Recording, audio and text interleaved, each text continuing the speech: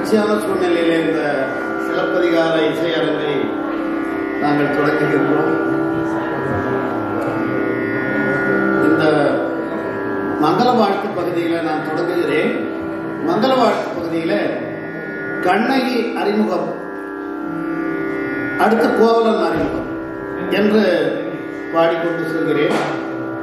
இது நான் இசை அமைத்திருக்கும் பண் 6 5 பண்களில் ஒன்றான இந்தோளம். இது இந்தாள பண் என்று தமிழில் சொல்வது இந்தோளம் தான். அதில் சில கருத்து வேறுபாடுகள் ஓதுவார்களுக்கும் இசைக்கலைஞர்களுக்கும் இருக்கலாம். அதனால் இது 6 5 பண்கள்.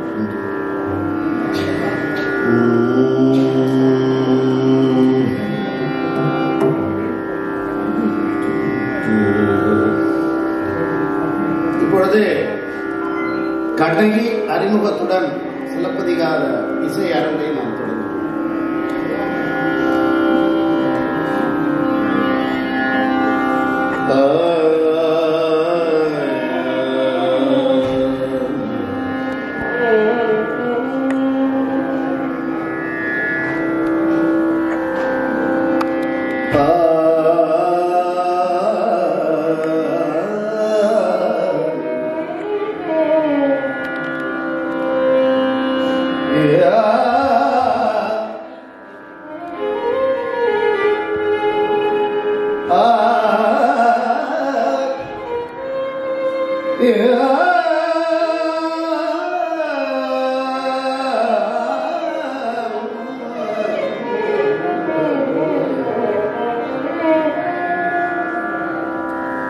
நாகநீள் நகரோடு நாகநீள் நகரோடு நாகநாடு அதனோடு நீள் புகழ் மன்னோ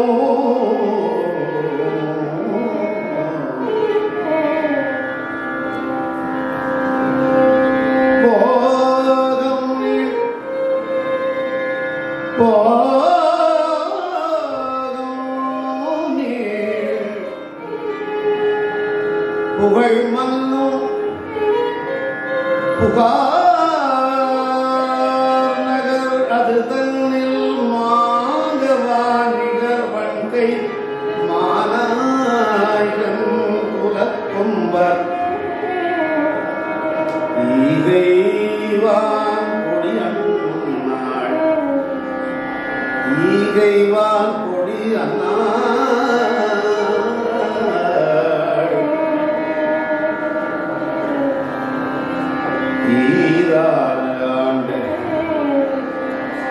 ஈராறு ஆண்டு அகவையாள்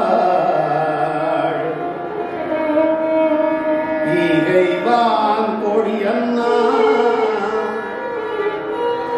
ஈராறு ஆண்டு அகவையாள்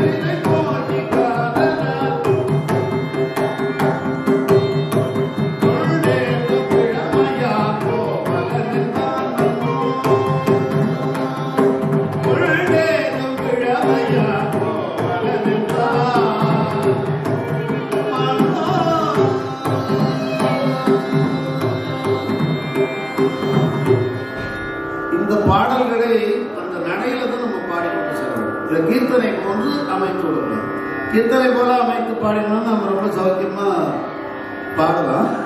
அதாவது எந்த நடையில பாடல் அமைந்திருக்கிறதோ அந்த நடையிலேயே பாடிக்கொண்டு ஏனென்று சொன்னால் இதை நானாக சொல்லவில்லை.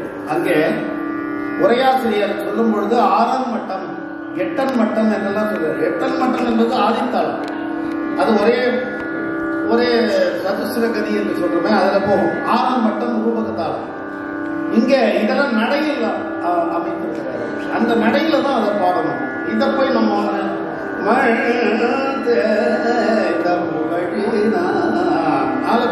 அப்படி பாடக்கூடாது என்பதற்காக எப்படி அந்த சிலப்பதிகாரத்துல அந்த அமைப்புக்கு ஏற்றபடி பாடிக்கொண்டு செல்லும் பொழுதுதான் அது அப்படியே பெரும்போது அளவிலே நாம் செய்ய முடியும் என்பதற்காக விருத்தமாக பாடக்கூடிய வாய்ப்புகள் கட்டுரை பகுதி எல்லாம் இருக்கின்றன.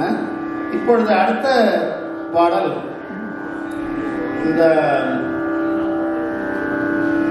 மங்களவாடத்துக்கு அடுத்த பகுதி மனையரம்படுத்த காதை என்ற அடுத்த காதை பேர். அதுல கோவலனும் கண்ணகியும் திருமணம் முடிந்து அந்த முதல் நாள் இரவு அப்பொழுது கோவலன் கண்ணகியை பார்த்து பாடுகிறான். அதுக்கப்புறம் அவனுக்கு பாடுறதுக்கு சான்ஸே கிடைக்கல. கண்ணகியை பார்த்து அந்த மாதிரி வர்ணித்து பாடக்கூடிய வாய்ப்பே அவருக்கு கிடைக்கவில்லை. அதான் கதை. அங்கே அதுலேயே சில இதெல்லாம் இருக்காது. நான் மாலை உரையிலே அதை பற்றி விளக்கலாம் என்று இருக்கிறேன். இங்கே அது இரவிலே நடக்கிறது.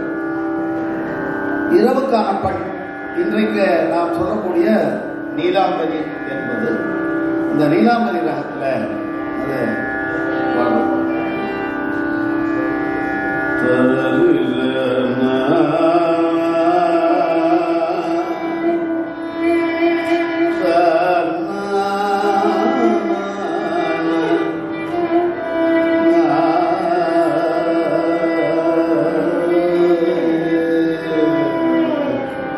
இந்த பாடல் தாளம் என்று பாடக்கூடியது. ஏன்னா மனைவியை முதல் நாள் வர்ணிக்கின்ற பொழுது ஒருத்தன் கண்டம் சதுசுரம் மிஸ்ரம் எல்லாம் போட்டுட்டு பாட மாட்டான். அந்த வகையில அவளை அப்படியே வர்ணித்து பாடுகிறான். மனமுருகி அந்த இடத்துல பாடுறான். கோவலன் கண்ணகி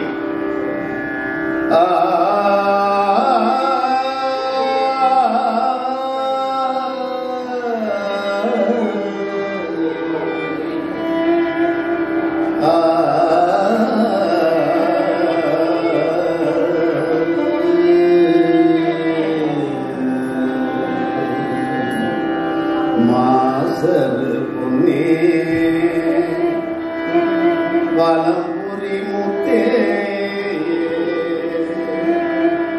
மாசரு புண்ணே வலம்புரி முத்தே காசது விரையே கரும்பே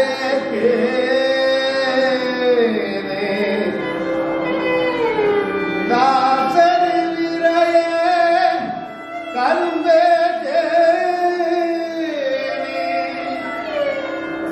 அரும்பெறல் பாவாய் அரும்பெறல் பாவாய் ஆயுயிர் மருந்தே அரும்பெறல் பாவாய் ஆயுயிர் மருந்தே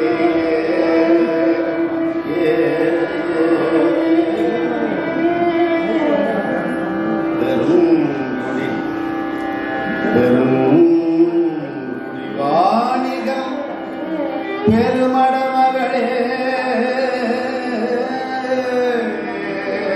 பெருங்குடி வாணிகம் பெருமட மகளே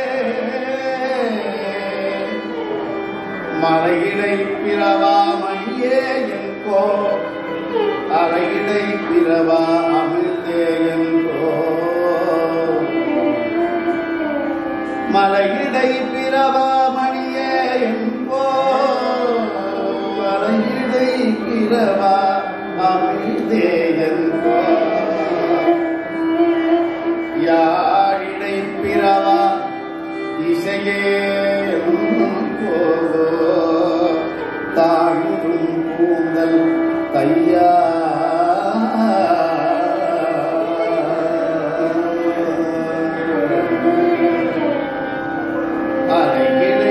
பிறவா அமிழ்தேயல் போ யாழிடை பிறவா இதையேயல் போத்தாழின் கூந்தல் ஐயா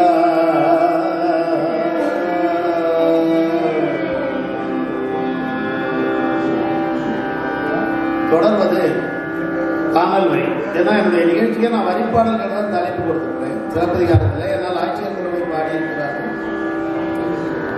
இந்த காணல் வரியில தொடக்க பாடல் கட்டுரை என்று இந்த கட்டுரை பகுதியும் பாடல் தான், தாளத்தோடு பாடுகிறாரு. அங்க என்ன நடக்க போகிறது என்பதற்கான ஒரு முன்னுரையாக அந்த கட்டுரை அமையும். இதுல அந்த யாழ் எப்படி இருக்கிறது, அதற்கு எப்படி அவள் மாதவி அதுல ஸ்ருதி கூட்டுகிறாள், அந்த யாழுடைய அழகு எப்படி இருக்கிறது என்றெல்லாம் சொல்லி அதுல என்னென்ன இசைக்கரணங்கள் எல்லாம் செல்கிறாள் என்றெல்லாம் இதுல விளக்கி கொண்டு போகிறார். இது பின்னால் ஏன் இதையெல்லாம் விளக்கினார் என்பது கடைசி பாடல்களே. இதுவும் ஆதி ஐந்திசை பண்களிலே ஒன்று. அதற்கு இன்றைய பெயர் சுத்த சாவேரி. இது செம்பாலை திறம் என்று பழைய பெயர். இது இன்றைக்கு 28வது மேலகத்தா அரிகாமோஜி ஜன்யம் என்று சொல்லுவது. ஆனால் நாம பழைய முறை என்னவென்றால் செம்பாலையாழ் திறம் என்பது இதற்கு பழைய தமிழ் சொல்லக்கூடிய விஷயம். சித்திரப்படத்தொள் புக்கு செழுங்கோட்டின் மலர் புனைந்து. இதை யாழனுடைய அழக சொல்றாருங்க. சித்திரப்படத்தொள் புக்கு செழுங்கோட்டின் மலர் புனைந்து மைத்தடங்கள் மணமகளிர் போலும்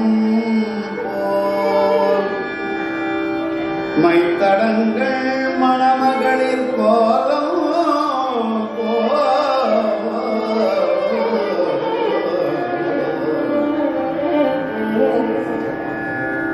மைத்தடங்கள் மணமகளிர் கோலம் போல் வனப்பெய்தி. மணப்பெண் ஒரு பிரைடல் மேக்கப் இன்னைக்கு சொல்றாங்க. அந்த மாதிரியான மணப்பெண் அலங்காரம் செய்யப்பட்ட மணப்பெண் போல அந்த யாழ் இருக்கிறது என்று வர்ணிக்கிறார் இளங்கோவன். பத்தரும் இதெல்லாம் இப்போ யாழுடைய பகுதிகள். பத்தரும் கோடும் ஆணியும் நரம்பும் என்று இத்திரத்து குற்றம் நீங்கிய யாழ் கையில் தொழுது வாங்கி. ஒரு இசைக்கருவியை நீங்கள் கையில் எப்படி வாங்க வேண்டும் என்று இளங்கோவடிகள் சொல்றாரு. கையில் தொழுது வாங்கி அப்படியே தாழ்பாளையில வாங்கணும். அந்த மரியாதை இசைக்கருவி. பத்தரும் கோடும் ஆணியும் நரம்பும் என்று இத்திரத்து குற்றம் நீங்கிய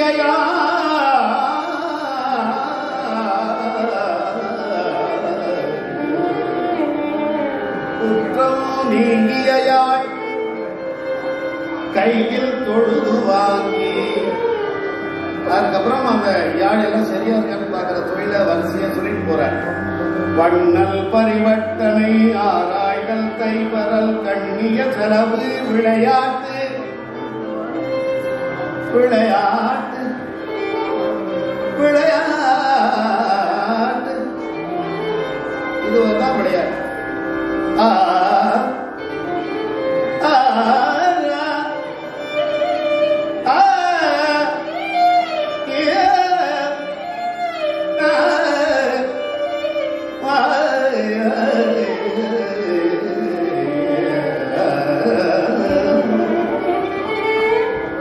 இதுக்கெல்லாம் விளையாட்டு. இன்னைக்கு எல்லாம் நடக்குது இசையா விளையாட்டு. கைவரல்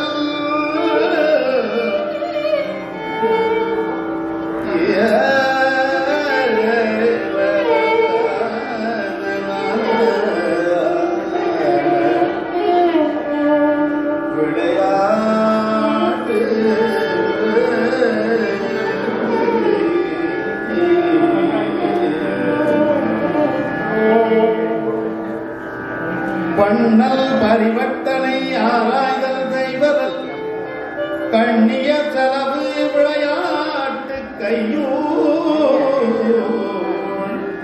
நன்னிய குறும்போக்கு என்று நாட்டிய எண்வகையால் இசையடி பண்வகையால் பறிவு தீர்ந்து. இதற்கு பிறகு அந்த மாதவியனுடைய விரல் அமைப்பு, அந்த யாழ் எப்படி போகுது, இதெல்லாம் பல ஆண்டுகளாக சொல்லப்படாத ஒரு அருமையான. இதெல்லாம் இருந்தும் கடைசியிலே காணல் வரி முடியும் பொழுது அந்த யாழ் வாசிக்கிறதுல பிழைப்படுகிறது. அதுக்குதான் இவ்வளவையும் இந்த முதல் கட்டுரையிலே சொல்லியிருக்கிறார். இதெல்லாம் சொல்லி பாடினாதான் உங்களுக்கு கொஞ்சம் அந்த கவனிக்கணுங்கிறதுக்காக நான் சொல்றேன். அந்த இடத்துல சொல்றாரு பாருங்க, அவளுடைய விரல் சில இது இந்த வயலின் வாசிக்கிறவங்க இதெல்லாம் பாத்தீங்கன்னா ரொம்ப சாஃப்டா இருக்கும். இந்த இடம் முரட்டு கையினால அதை வாசிக்க முடியும். முரட்டு கையினால இதை வாசிக்க முடியும். தவுல் வாசிக்கலாம். மெதுவான கைகளா இருக்கு, ரொம்ப மெதுவா இருக்கும் அவங்களுக்கு. அந்த அதை வந்து யாழ் வாசிக்கிற மாதவியினுடைய கையை எங்கே போய் அவர் எப்படி ஒரு உதாரணம் வைக்கிறார் என்று பாருங்கள். மரகதமணி தாழ்ச்செறிந்த மரகதமணி தாழ்ச்செறிந்த மணிக்காந்தல் மெல்விரல்கள் மணிக்காந்தல் மெல்விரல்கள் பயிர்வண்டின் கிளை போல பல்நரம்பின் மிசைப்படர. இந்த வண்டாவை பட்டும் படாம போற மாதிரி அந்த விரல்களுக்கு அந்த விரல்கள் எப்படிப்பட்டதுன்னா மணிக்காந்தல் மெல்விரல்கள். மணிக்காந்தலை சொல்றது மெல் விரல்கள். அப்படிப்பட்ட விரல் போறதும் அது மாதிரி டம்மாலும் வைக்கல கைய. அந்த வண்டை எப்படி போகுமோ அந்த மாதிரி பட்டு பட்டு பட்டு அப்படி போகுது, தொட்டு தொட்டு போகும். மரகதமணி தாழ்த்தறிந்த மணிக்காந்தல் மெல்விரல்கள் பயிர்வண்டில் கிளை போல பல்நிறம் இசைப்படர வார்த்தல் படித்தல் உங்கள் உரழ்தல் சீருடன் உருட்டல் தெருட்டல் அள்ளல் ஏருடை பட்டடை என இசையோ வகுத்த 8 வகையின் இசைக்கரணத்து. இந்த 8 வகை இசைக்கரணத்தையும் நாம் செயல்படுத்தி காண்பிக்கணும் என்றால் இந்த மாதிரி ஒரு பக்க கருவிகளோட 3 மணி நேரம் ஆகும். ஆனா இன்றைக்கு கச்சேரி அரங்குகள் அது நடந்து கொண்டிருக்கிறது. அதனால்தான் தமிழ் இசை அழியவில்லை. இங்க அந்த உருட்டல்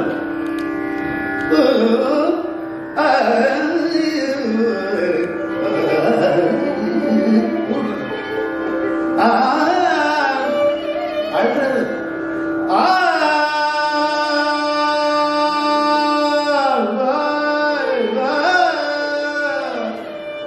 அதே பண்ணைத்தான் பாடிக்கணும். 1 மணி நேரம் பாடணும்.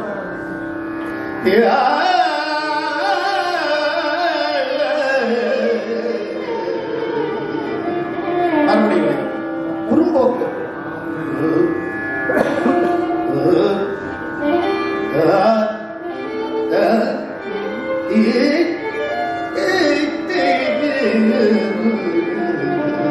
சின்ன சின்ன பிடிகளாக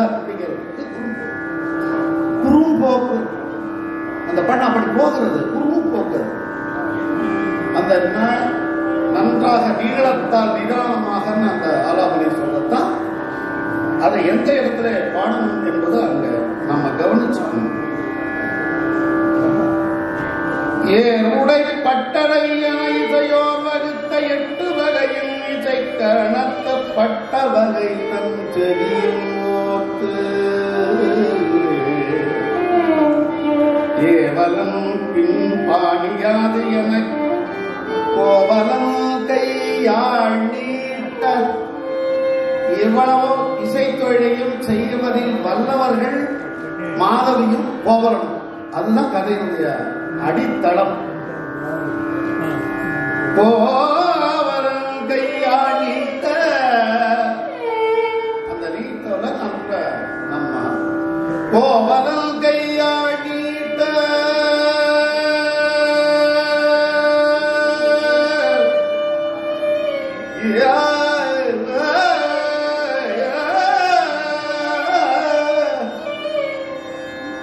நீட்டி முழக்கிறான்னு சொல்லுங்கள பேசுகிறது.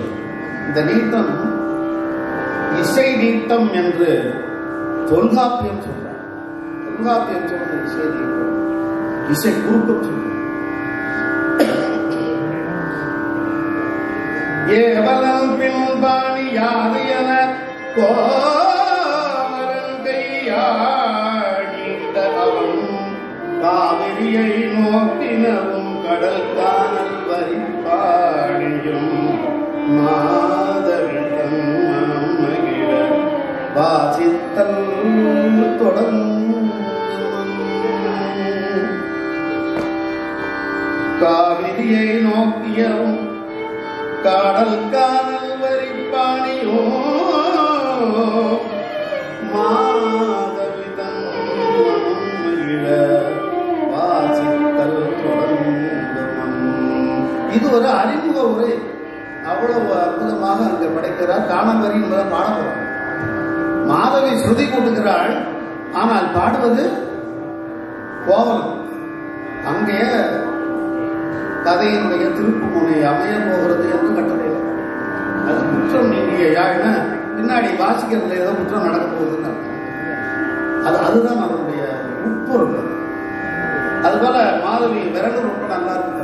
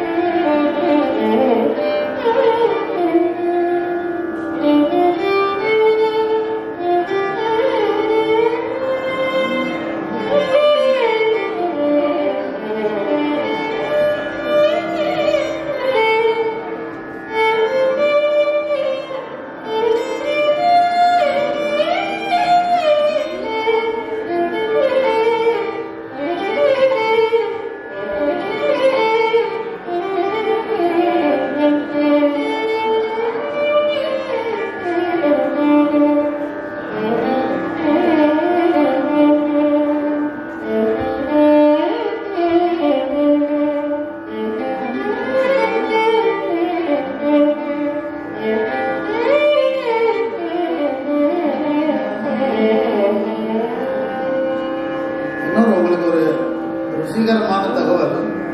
இன்றைக்கும் தமிழ் திரைப்படங்களில் ஹிட் என்று சொல்லக்கூடிய பல பாடல்கள் இந்த 5 இசைப்பெண்களுக்குள்ளேயே தான் இசையமைக்கப்படுகின்றன. அதில் ஒன்று சுத்த சாவேரி. இப்ப நான் பாடியது.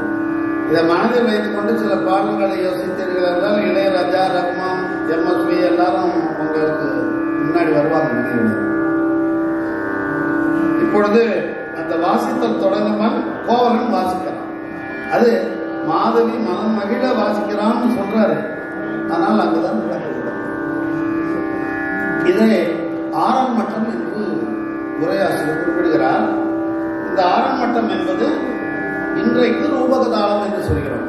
6 அட்சரம் சொல்றோம் ரூபகதாளத்துக்கு. அதுதான் ஆறாம் மட்டம் என்று சொல்கிறோம். திங்கள் மாலைகள்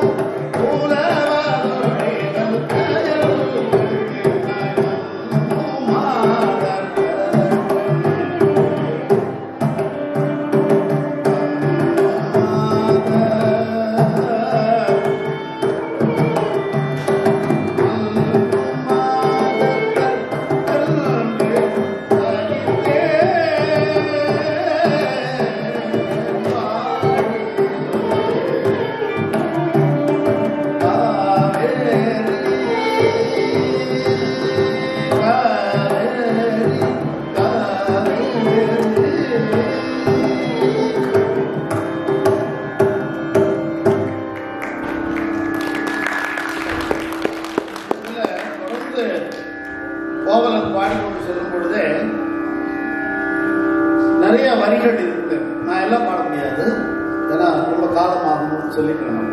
கண்ணன் வரியிலேருந்து இது ஆற்று வரி என்று சொல்லப்படுவது. இன்னொன்று முறிவரி. இந்த முறிவரியை தான் யாழ்முறி என்ற தேவாரத்தில் சொல்லும் பொழுது அதை பண்ணாக்கி விட்டார்கள். அட்டானா என்ற பண்ணுக்கானது யாழ்முறி என்று சொல்லிவிட்டார்கள். முறி என்றால் வேறு என்றால் அந்த காலத்தில் முறி என்று பயன்படுத்தி வந்ததுதான் பிற்கால இலக்கியங்களிலே வேறு என்று பயன்படுத்துகிறார்கள். அந்த முறிவரியை நான் பாடி காண்பிக்க விரும்புகிறேன். இதுல அந்த 5-5 வைக்கிறார். அது இதுக்கு முன்னாடி இப்ப நம்ம பாடினது 6 மட்டும் சொன்னோம். அது சதுஸ்ர ஜாதி சொல்லுவாங்க. 4-4-4 போகும். இந்த நடை பார்த்தீங்கன்னா ஒரு 2 மணிக்கு நிறைவு செய்து விடலாம். 2 மணிக்கு நிறைய இருக்க நான் குறைச்சிட்டேன். அப்போ இந்த முறிவரி ஏன்னா இதெல்லாம் தெரியணும். இது பூரா நம்மளோட பழம் தமிழ் இலக்கியக்காரர்கள் நமக்காக பிக்சட் டெபாசிட் போட்டது. பேங்க்ல கேட்காம காலாவதியாகி நம்முடைய சொத்து, நம்முடைய பிக்சட் டெபாசிட். அதை இன்ட்ரெஸ்டா நம்ம எடுக்காம விட்டுட்டோம். இன்ட்ரெஸ்ட்ங்கிறது 2 விதத்துல சொல்றேன். 2 அர்த்தம். பன்னாந்த வேர்டு. இன்ட்ரெஸ்ட்னா வட்டின்னு ஒண்ணு, இன்ட்ரெஸ்ட்னா ஆர்வம்னு ஒண்ணு. அது 2மே இல்லை, நம்ம விட்டுட்டோம். அதுக்காக நான் நினைவுபடுத்துறேன். இதெல்லாம் இல்லைன்னா நான் இதை பாடணும்னு தெரியவில்லை. இல்லை, அவங்க பாடினாங்க அற்புதமா ஒரு காரணம் கேட்டு பாடி. அது மாதிரி இன்னொன்று பாடி ஒரு 3/4 மணி அட்டகாசம் பண்ணிட்டு போயிடலாம். ஆனால் இது ஒரு அகாடமிக்கான ஒரு விஷயமாக, ஒரு கல்வி சார்ந்த ஒரு விஷயமா சொன்னேன். இதுக்கு மேற்செம்பாலை என்று பெயர். இதுல நான் பாடிய ஆற்று வரி, அதுக்கு முன்னாடி கட்டுரை, இது 2ம் என்னுடைய இசையமைப்பு அல்ல. என்னுடைய இசையமைப்பு நான் வேற ராகத்தில் பாடுவேன், கர்நாடகாவில் பாடுவேன். இது முதலிலே நம்முடைய 20ஆம் நூற்றாண்டிலே தமிழ் வரலாற்றிலே, இசை வரலாற்றிலே பார்த்தால் முதலிலே சிலப்பதிகாரத்தை இசையமைத்து பாடியவர் பெண்ணாராய்ச்சி வித்தகர் சுந்தரேசன். அவருக்கு மரியாதை அளிக்கும் வகையில் அவர் போட்ட இசையமைப்பை மாற்றாமல் நான் அதே ராகம், அவர் இப்படியே தான் பாடுவார். நான் நேர கேட்டவன், அவர் பார்த்து கேட்டிருக்கிறேன் சின்ன வயதிலே. அவர் இதே போல அந்த சுத்த சாதனையில தான் நான் பாடி இசையமைத்திருந்தார். அதனால அதை அப்படியே பண்ணாங்க. இனிமேல் நான் இருந்து இசையமைப்புல தான் பாக்கியெல்லாம் அமைகிறது. அவருக்கு ஒரு மரியாதை செலுத்துவோம். அவர் தான் முதலிலே சிலப்பதிகாரம் தமிழனுடைய இசை இப்படி பாடலாம், அதை வைத்துக் கொண்டு ஒரு முழு நேர கச்சேரி செய்யலாம்னு முதல் செய்து காட்டியவர். அவர் குடந்தை சுந்தரேசனார் என்று சொல்வார்கள், பெண்ணாராய்ச்சி வித்தகர் சுந்தரேசனார். இப்பொழுது இந்த முறிவரி மேற்செம்பாலை என்று சொல்வோம். இந்த தாளம் 5 மட்டம் என்று சொல்ல வேண்டும். 5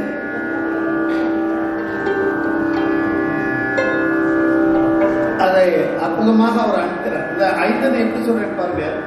பொழில் தரு நறுமலரே புதுமணம் விரிமணலே, அது மாறு, அதற்கு பேர் முறி. பழுதரு திருமொழியே பணியில வனமுலையே, எப்படி மாறுகிறோம்? தனதன தனதன தனதன தனதன இப்படியே போய்கொண்டே இருக்கும். அது 5-5 தகத்தக்கிட்ட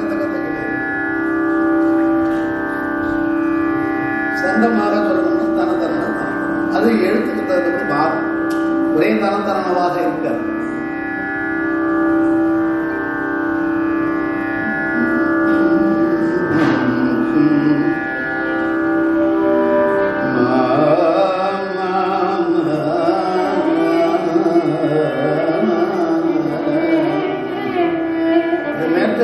பாட ஆரம்பிச்சுட்டா அந்த ராகம் பேர் சொல்ல வேண்டாம் தான் சொல்லுங்க, எல்லாரும் கண்டுபிடிச்சுப்பாங்க.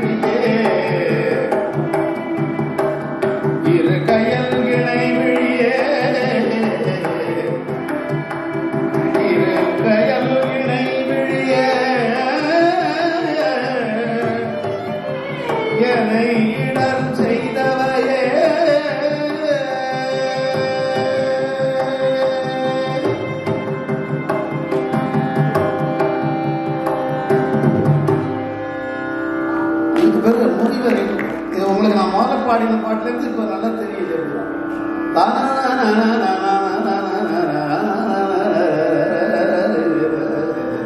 இந்த காலத்துல திருப்புகழ் அப்ப தொடர்ச்சி இருக்கு என்று நான் சொல்வது விளையாட்டு, பொய்க்காக பொய்ய.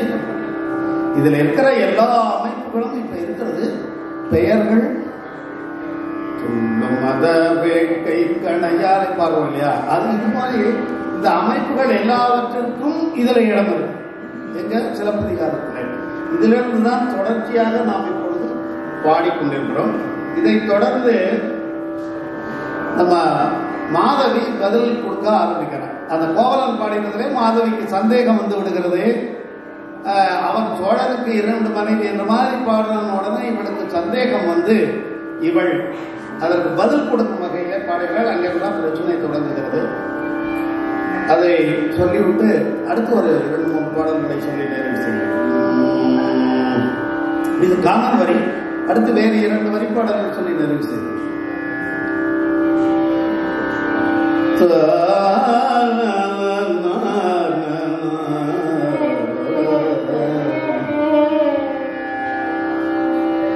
இந்த பாடல் வந்து கோவலன் 6 மட்ட தாளத்திலே பாடுகிறான், இவள் 8 மட்ட தாளத்திலே பாடுகிறாள். அதாவது 8 எண்ணிக்கை தாளத்திலே இவள் பாடுகிறாள். அதற்கு இன்றைய பெயர் ஆதி தாளம்.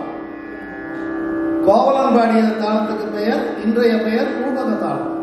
இந்த பெயர் மாறிவிட்டதாலேயே இசை மாறிவிட்டது இல்லையா? அதனால்தான் நம்ம ஆதி தமிழ் இசை என்று நம்ம சொல்கிறோம்.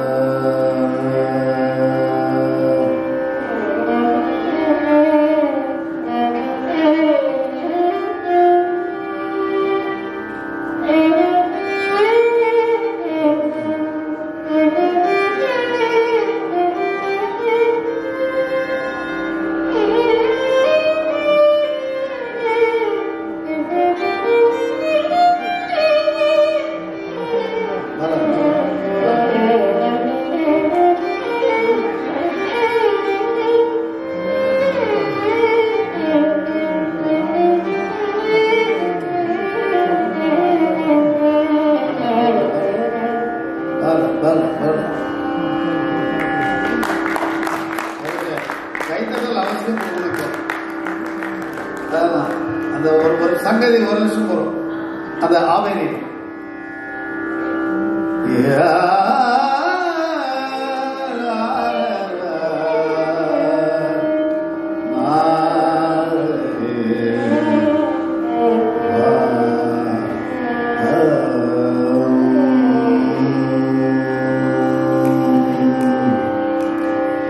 மருங்கு வண்டு சிறந்தாக்க மணிக்கு வாடையது போக மருங்கு வண்டு சிறந்தாக்க மணிக்கு வாடையது போக மருங்கு வண்டு சிறந்தாக்க மணிக்கு வாடையது போக கருக்கையில் கண் விழித்தோகி நடந்தாய் வாணி காவேரி கருக்கையில் கண் விழித்தோகி நடந்தாய் வாழி காவேரி கருணையில் கண் விழித்தோகி நடந்தாய் வாழி காவேரி கருணை கண் விழித்தோகி நடந்த எல்லாம் கருணையில் கண் விழித்தோகி நடந்த எல்லாம்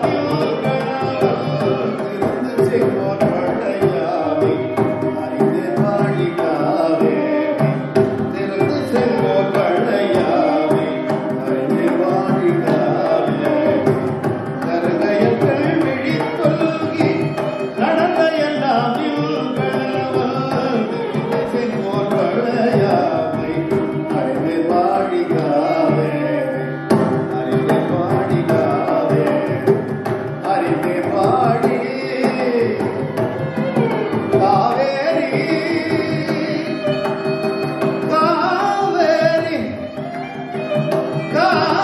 காவேரி காவேரி காவேரி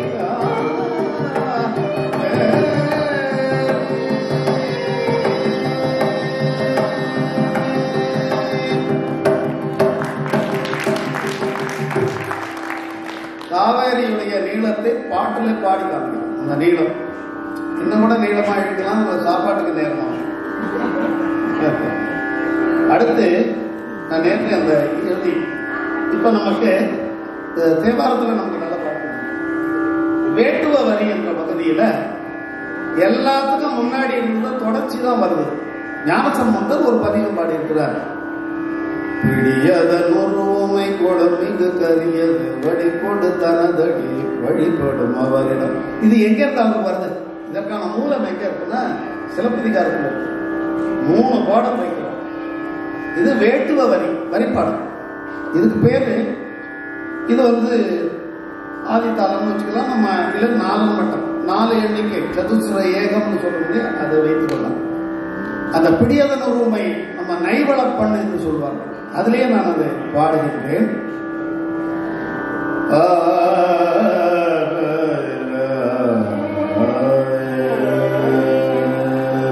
இது ஒவ்வொரு ராகமும் மணிக்கணக்காக பாடக்கூடியவைகள். இந்த பண்ணெல்லாம் என்னை விட பல மணி நேரம் மாதவியும் கோவலனும் பாடியவர்கள். அவர் பல மணி நேரம் பாடிக்கிட்டே இருந்தாருன்னா கண்ணகியை மறந்தே போனார். பல வருடங்களுக்கு பாடிக்கிட்டே இருந்தாங்க 2 பேரும். அது ஒரு பெரிய இல்லை. நீங்க சிலப்பதிகாரம் மூலத்துக்குள்ள போனாதான் தெரியும். இது சிரிக்கிறதுக்காக சொல்லலை நான். ஆக்சுவலா அப்படி அவர்கள் எப்ப பார்த்தாலும் எல்லா கதையிலும் சொல்றாரு. யாழ் எடுத்துக்கிறாங்க, பாடுறாங்க, பேசுறாங்க, அப்புறம் ஆடுறாங்க. அது நடக்கிறது. நமக்கு இப்ப எல்லாத்தையும் ஒரு அவசரம் இருக்கு. நம்மளால அவ்வளவு நேரம் இரவு பூரா நடந்த கூத்து 1 மணி நேரம் நடக்குது. இரவு முழுவதும் நடந்தது. ஒரு 5 மணி நேரம் 4 மணி நேரம் இருந்த பாடல் இசை நிகழ்ச்சி இசையரங்கு 40 நிமிடங்கள் 45 நிமிடங்கள் நடக்குது. இப்ப எனக்கு முன்னாடி அவங்க காயத்ரி பண்ண அவங்களுக்கு ஒரு 3 மணி நேரம் விட்டோம்னா தான் என்னன்ற முழு சரக்கு அவங்கள்ட்ட என்ன தெரியும். அவர்களுக்கும் ஒரு நிறைவாக காட்ட முடியாது, வெளிக்காட்ட முடியாது. ஏன்னா 2-3 பாட்டு. இப்ப முறிவரி பிடியதன் உருவமை இது எல்லாரும் தெரியுன்றதுக்காக சொல்றேன். இதை நீங்க அதை தெரிஞ்சவங்க இதை ட்ரை பண்ணுங்க, முயற்சி பண்ணுங்க. சுடரோடு பெரிதர் முனிவரும் அமரரும் இடர்கட அருளையும் இணையன் சுடரோடு தெரிதர் முனிவரும் அமரரும் இடர்கட அருளையும் இணையன் கடற்கலியை நடிகொடு கடலில் விடரும் பொழுது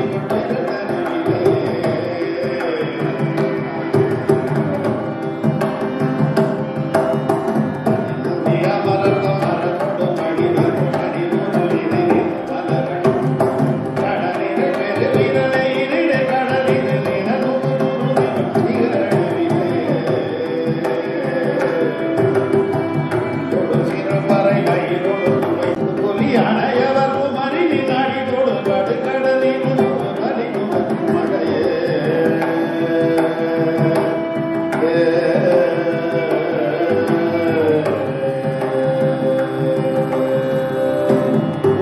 பாடல் அதுக்குள்ள இருக்கிற இசைக்கருவிகள் பதிவு ஒன்றும் பண்றது துடியோடு சிறுமுறை. இப்போ நம்ம அடுத்த வேட்டுவரி வரும்பொழுது அடுத்த காலத்துக்கு போயிட்டோம். நான் இப்பொழுது இறுதியாக நம்ம இதை விடக்கூடாது, மஞ்சிக்காண்டது.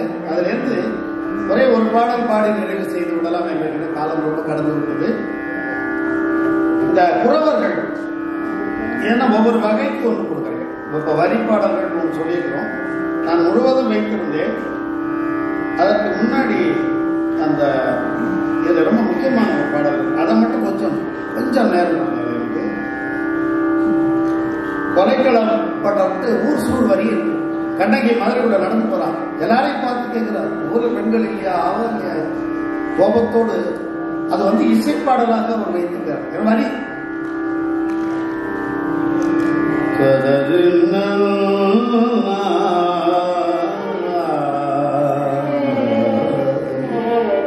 சோகத்தின் உச்ச கட்டம் சிலப்பதிகாரத்தில்.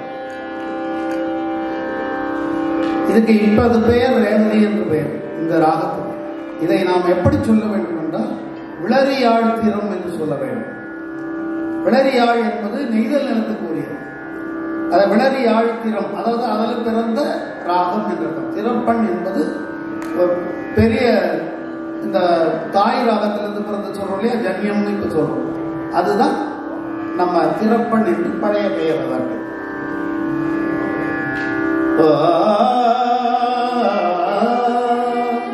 அப்படியே அலறிக்கொண்டு அந்த மதுரை நகருக்குள்ள முழுக்க போறா கண்ணகி.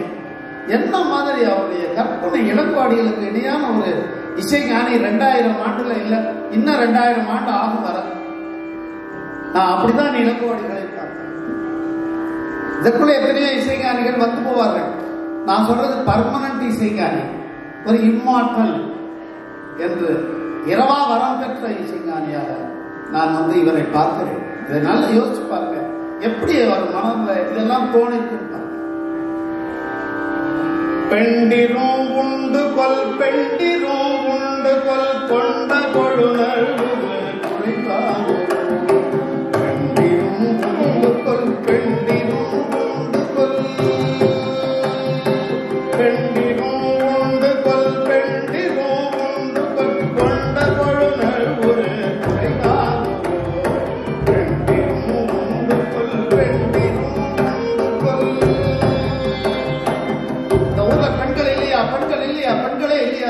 அலர் நல்ல. அடுத்த கேள்வி யார கேட்கிறா பாருங்க. சான்றோரும் உண்டு கொல் சான்றோரும் உண்டு கொல் சான்றோரும் உண்டு கொல் சான்றோரும் உண்டு கொல் ஈர்கள் உழவி எடுத்து வளர்க்கிறோம் சான்றோரும் உண்டு கொல் சான்றோரும் உண்டு கொல். இவங்க 2 பேர் மேல நம்பிக்கை போயிடுச்சு. அடுத்து யாருக்கு போவோம்? தெய்வமும் உண்டு கொல் தெய்வமும் உண்டு கொல் தெய்வமும் உண்டு கொல் தெய்வமும் உண்டு கொல் தெய்வமும் உண்டு கொல் தெய்வமும் உண்டு கொல் கைவாடி தப்பிய மன்னவன் கூடலில் தெய்வமும் உண்டு கொல் தெய்வமும் உண்டு. இதை விட என்ன அற்புதத்தை நிகழ்த்த முடியும்? ஒரு காப்பி ஆசிரியர் யோசிப்பார். சும்மா இசை கச்சேரிக்கு அந்த கையில் இருக்கிறதுக்காக நான் பாடவில்லை. அதாவது என்னால கற்பனை செய்து பார்க்க. இந்த ஊர்ல பெண்கள் அவ நேர வடக்குறைக்கு போகல, கத்திக்கிட்டே போறா. தெருவெல்லாம் அலறி கத்திக்கிட்டு போறா கண்ணகி. இந்த மாதிரி ஒரு மன்னவன் என்னுடைய கணவனை கொண்டிருக்கான எங்க சான்றோர்கள் இல்லையா, பெண்டியர்கள் இல்லையா என்று கேட்டவள் இந்த ஊரிலே தெய்வமும் இல்லை. தெய்வமும் உண்டு போகல இல்லை என்றதுக்கு பொருள் இல்லையா? ஐயா மகேந்திரன் அவர்கள் இருக்கிறார். என சிலப்பதிகாரத்தில் பல ஆண்டுகளாக அவர்கள் இல்ல உண்டு கொள்ள என்ற கேள்விக்கு இல்லை என்று பதில் வருமே வழியா ஆம் என்று வராதில்லை. ஒரு கேள்விக்கு எஸ் ஆர் நோ கொஸ்டின்ல இதுக்கு நோ தான், இதுக்கு எஸ் தான் இருக்குல்ல. அந்த அந்த சைக்காலஜி, அந்த உளவியலை பயன்படுத்த ஒரு கணவனை எழுந்த மனைவி, அது ஒரு குற்றமும் செய்யாத கணவன் கொடூரமாக கொல்லப்பட்டிருக்கிறான் என்ற போது அந்த ஊருக்கே சாபம். அதுக்கப்புறம் தான் அடல்படுத்தாங்க, அதுக்கப்புறம் தான் எரிக்கிறது. அவள் எப்படி பொங்கி எடுத்திருப்பாள்ங்கிறத இந்த மாதிரி ஒரு கதாபாத்திர படைப்பை உலகத்தில் வேறு எவனும் செய்ய முடியும். ஆனால் நாம் யாரோ தமிழர்கள் அதை படிக்கவே இல்லை. அதையும் சொல்லணும். இதை யாரு படிச்சா? எத்தனை பேர் படிச்சிருப்பாங்க? எவ்வளவு கோடி மக்கள் தமிழ், எவ்வளவு பெரிய சொத்து இதுன்னு சொல்றேன். அடுத்து பாருங்க, இவன் ஒரு பெரிய செல்வந்த வாணிகனுடைய பெண்ணாக போனவள் அவளுடைய துன்பத்திற்கு அரசுகிறாள். அதுக்கப்புறம் என்ன கொண்டு வரும் காட்சி? குன்றப்புறவை வஞ்சி காலத்துல புறவர்கள் அவளை தெய்வமாக செல்வதை பார்க்கிறார். அந்த ஊரில் தெய்வம் இல்லை, இவள் தெய்வமாகிறாள். மதுரை தாண்டி இந்த மாதிரி ஒரு நாடகம் பிணைப்புகள் அதுக்குள்ள போயிட்டே உள்ள ஒவ்வொன்றும் ஒரு ஒரு சங்கிலி தொடர் போல ஒவ்வொரு வரிக்கும் ஒவ்வொரு சொல்லுக்கும் இருக்கு சிறப்பு. அப்ப சொல்றாரு, அவங்க பார்த்துட்டு சொல்றாங்க, சரி அவங்க எப்படி பாடுவாங்க? குன்றப்புறவை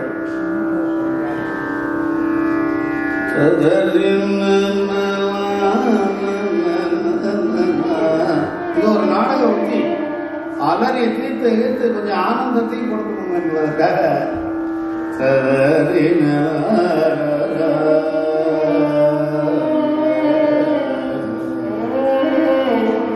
இதற்கு ஆனந்த பைரவி என்று இன்னைக்கு ஆனந்த பைரவி என்று பெயர். இது குறிஞ்சி ஆழ்த்திரம், குறிஞ்சி நிலத்துக்கு உள்ள இது. அது ஏன் நான் என்னுடைய இசையமைப்பில் குறிஞ்சி ஆழ்த்திரத்தை போட்டேன் என்று சொன்னால், அவர்கள் குறிஞ்சி நிலப்பெறுவர். அந்த திணை கோட்பாடுபடி நமக்கு அந்த ராகம் தான் திசையில். நம்ம கிட்ட சிறுகுடி இருக்கு.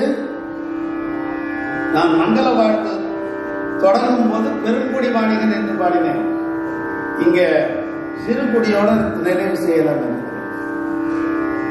ஏன்னா ஒரு மகிழ்ச்சியோட ஆனந்த பேரவையில் நிறைவு செய்யலாம் நிகழ்ச்சியை. ஏன் எல்லாரும் சோகத்தோட போகணும்?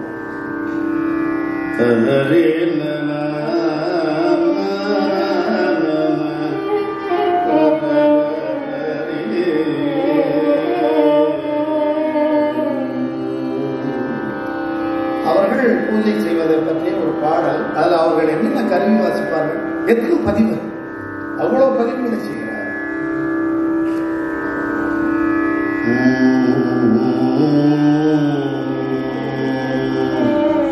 சிறு குடியீரே சிறு குடியீரே சிறு குடியீரே சிறு குடியீரே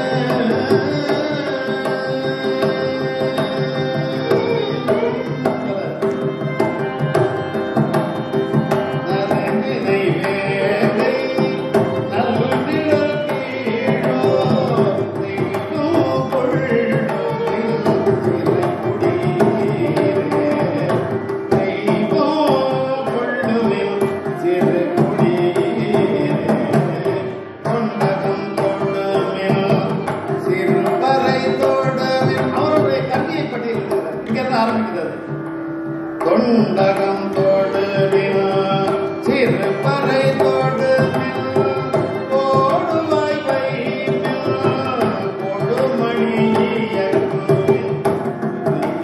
பாடும் நரும் புகையெழுமில் பூப்பறி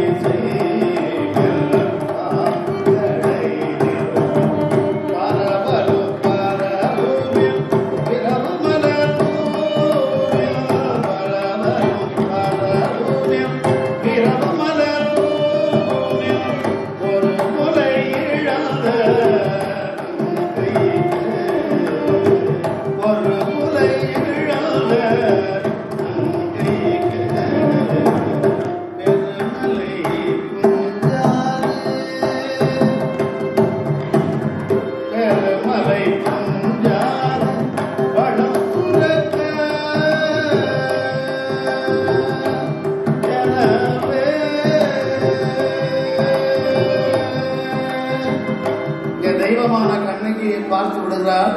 அவருக்காக இவ்வளவையும் செய்ய சொல்லி ஒரு புறவர் எல்லாரையும் கூப்பிடுறார்.